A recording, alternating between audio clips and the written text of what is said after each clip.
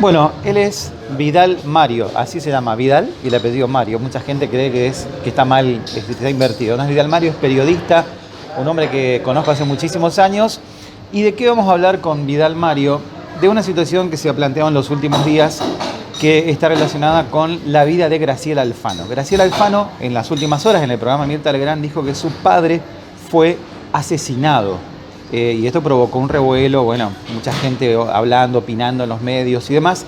Y si hay una persona en la Argentina y en el mundo que sabe, que conoce los datos exactos de lo que pasó con el papá de Graciela Alfano, es Vidal Mario, que está con nosotros. Bueno, Vidal, muchísimas gracias. ¿Te sorprendió lo de Graciela Alfano? Y sí, la verdad que me sorprendió. Más que nada me sorprendió el llamado de este canal de televisión de Buenos Aires, interesándose en una historia a la cual yo le había dedicado una de mis investigaciones ya a principios del año 2000, referido al suicidio del ingeniero Carmelo Alfano, ingeniero era, que se produjo ya el 15 de marzo del 65, o sea, bueno, 54 años. Claro. Hace 54 años. Lo sorprendente de esto es que Graciela Alfano dijo que su papá no se suicidó, sino que lo mataron de un tiro en la cabeza. Y Graciela Alfano debe tener 57 años, más o menos, por ahí, no un poco más. 55, ella es del año 52, ella es de diciembre del 52. Del 52, sí, o sea que tenía 5... Ella tenía, cuando se suicidó el padre, tenía entre 13 años. Tenía. ¿Y ella vivía acá en ese entonces? No, vivía en Buenos Aires, en la calle, en un departamento que estaba ubicado en la calle Ricardo Guiraldes al 2500, más o menos, de Buenos Aires, que era sostenido económicamente por su padre desde acá. ¿El padre tenía dinero, Alfano? El padre evidentemente era de buen pasar, era un ingeniero, trabajaba en empresas constructoras. Por eso es que su chalet, ¿no? Que está por la avenida 9 de Julio, frente al regimiento, era una de las más preciosas de la época y de hecho lo sigue siendo, ¿no? ¿Sigue siendo de ellos o se vendió eso? No, se vendió ya en su momento, sí. Bueno, entonces estamos hablando de declaraciones de Graciela Alfano, que sostiene ahora, a veces, y esto es una opinión mía, ¿no? Muchas veces pasa que la gente del mundo del espectáculo busca algún tema en algún momento, porque Graciela Alfano estuvo como tapada en los últimos meses, años, no se habló mucho de ella, por ahí tiran algún tema como para que se hable de ella de nuevo. No sé si será la estrategia, pero bueno, según Graciela Alfano, su papá fue asesinado de un tiro en la cabeza. Vidal Mario investigó la causa, es un hombre que trabajó en la justicia muchísimos años y, te repito, investigó muchísimo la causa. ¿Murió de un tiro en la cabeza? No, de ninguna manera. Él se suicidó de un tiro, de un solo tiro, y directamente apuntó al corazón, ¿no? Ese día 15 de marzo de 1965 era un domingo, día de elecciones. Bueno, él había pasado la noche en la casa de su novia, la señora Pocha Martínez, que sospechosamente hoy aparece como sospechosa de un asesinato a ella, ¿no? 54 años después. Bueno, esto que vos decís sospechosamente es porque algunos medios de comunicación quieren vincular a la mujer de ese entonces con la muerte. Porque algunos, exactamente, porque ayer ese era lo que me preguntaba en el panel del programa de América Televisión, creo que conduce Pamela David, ¿no? Bueno, entonces me insistían con el tema de Pamela, de Pocha Martínez, ¿no? Bueno, la cuestión es que ese último día de su vida, él a la mañana estaba en la casa de su novia, que vivía solamente a media cuadra. Ellos eran, digamos, una pareja de cama afuera, ¿no? Sí. Pero vivían a media cuadra de distancia cada uno. Bueno, era el día de elecciones, pero ella declaraba que estaba muy nervioso, como descontrolado, caminaba de un lado para otro del patio, no quería recibir a nadie. Inclusive se fue un gran amigo de él, un íntimo amigo de él, Mateo Zanoli, se llamaba. Bueno, ni siquiera a él lo quiso recibir, ¿no? En determinado momento le dice a esta Pocha, me voy a mi casa a buscar unos papeles. Evidentemente ya había tomado la decisión de no regresar nunca más. ¿Por qué? Porque llegó a su casa, se encerró en su habitación, fumó una pipa, encendió una pipa porque fumaba en pipa, se puso a escribir 2 cartas, una al juez que estaba en turno en ese momento, el doctor Crespi, y otra a su novia, ¿no? Y bueno, terminó esa carta, lo depositó sobre una mesita de luz porque quedó ahí, se fue, se acostó en su cama y tomó su pistola, una pistola de 2 caños, se arrimó directamente al corazón.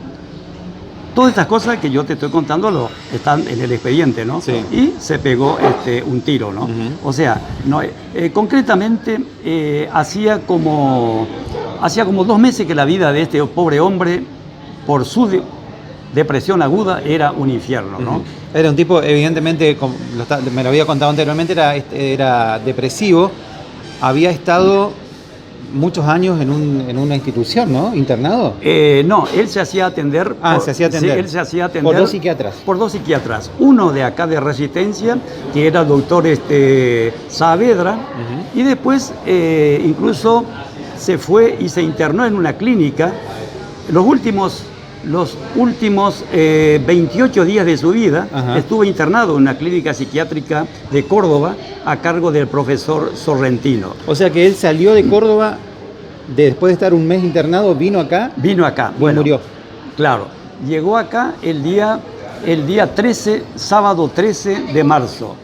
Lo primero que hizo fue a verlo a su psiquiatra, al doctor Saavedra, ¿no?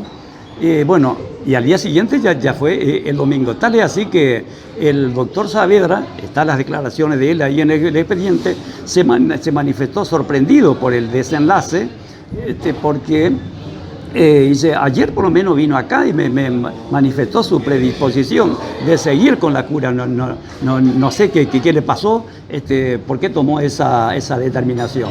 Bueno, concretamente lo que le dijo a su psiquiatra ese último día que lo vio, al psiquiatra de Resistencia, es que hacía prácticamente 2 meses que no podía dormir y eso lo angustiaba y lo atormentaba, ¿no? Bueno, y incluso en el expediente está el diagnóstico de él, decía desorden mental, bueno, en este momento, no pero agudo.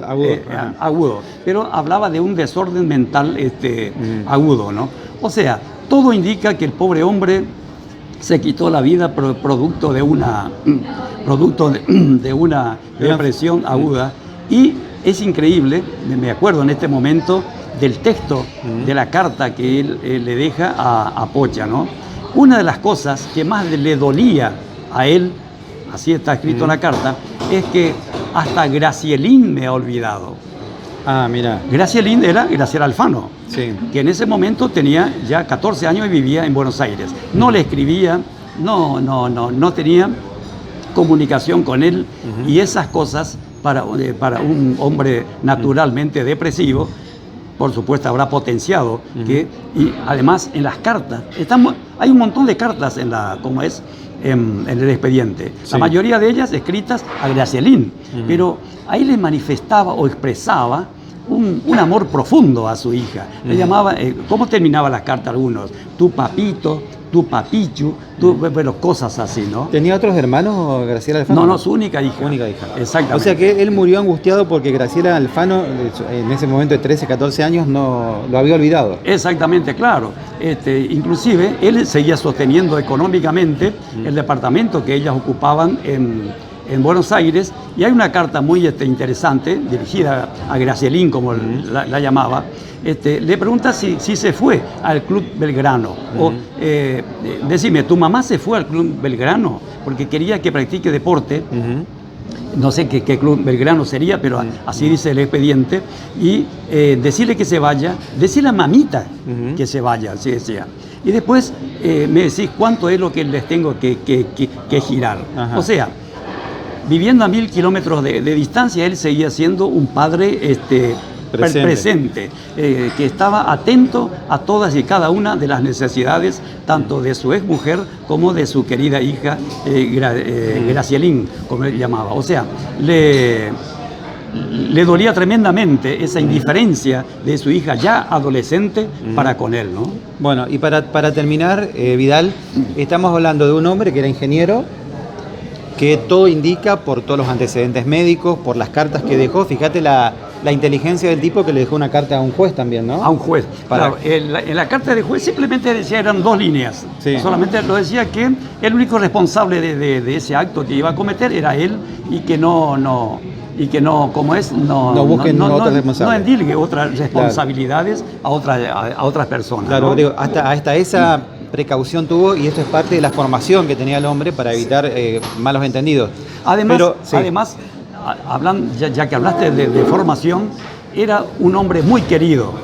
Así dice el expediente, en el vecindario siempre estaba atento a las emergencias vecinales, ayudaba a los vecinos, e inclusive era un hombre muy de la iglesia, porque en la carta se despide de un sacerdote al que define como el padre Fernando, ¿no?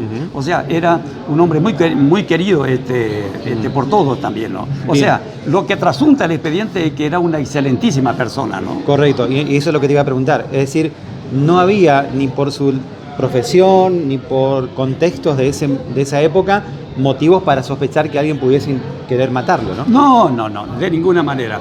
Por eso es que llamó tanto la atención ya en su momento.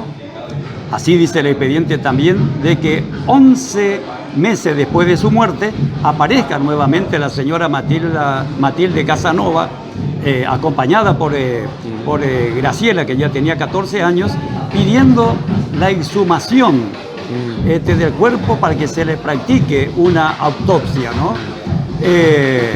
Y bueno, fue una batalla, o sea que comenzó una segunda batalla judicial porque ella sospechaba, la señora, su viuda, sospechaba que no había sido suicidio, sino que había sido asesinado.